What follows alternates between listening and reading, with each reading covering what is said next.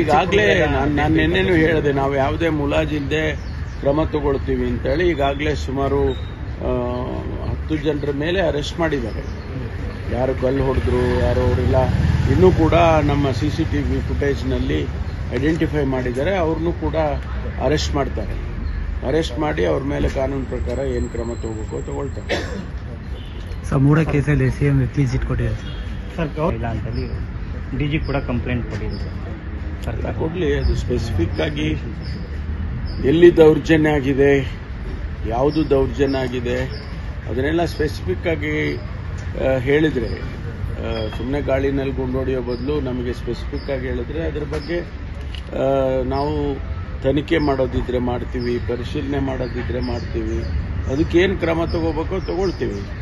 ಸುಮ್ಮನೆ ದೌರ್ಜನ್ಯ ಮಾಡ್ತಿದ್ದಾರೆ ಅದು ಅಂತ ಹೇಳಿ ಗಾಳಿಗೆ ಗುಂಡು ಹೊಡೆದ್ರೆ ಅದರಿಂದ ಏನು ಪ್ರಯೋಜನ ಇಲ್ಲ.